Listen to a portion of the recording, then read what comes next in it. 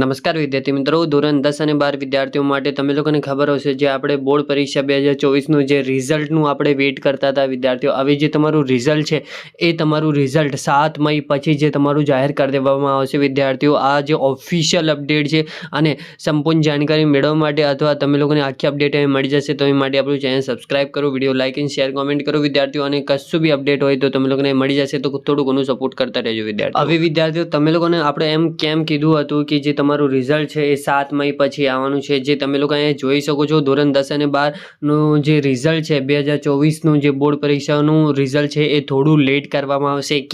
કેમ કે જે વિદ્યાર્થીઓ તમારી ચૂંટણી થવાવાળી છે અને જે તમારું મતદાન 100% થાય તો એની માટે જે વિદ્યાર્થીઓનું અથવા જે એના વાલીઓ છે એ ફરવા ના નીકળી જાય.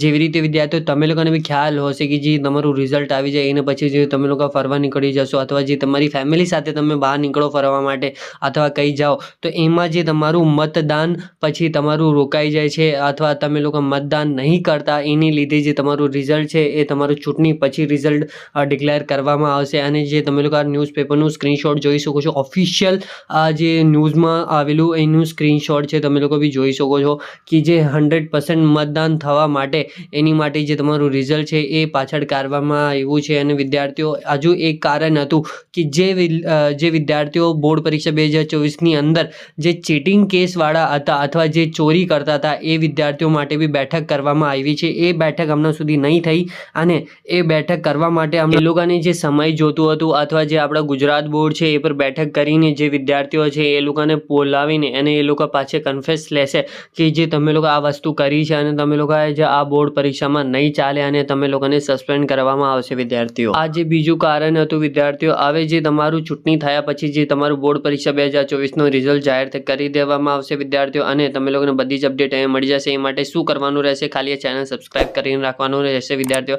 અને વિડીયો લાઇક અને શેર કરી દેજો વિદ્યાર્થીઓ. આપણું ચેનલ છે અને તમે લોકો થોડું ઘણું સપોર્ટ બતાવો વિદ્યાર્થીઓ, તમારા માટે જે કામ થાય છે બધું.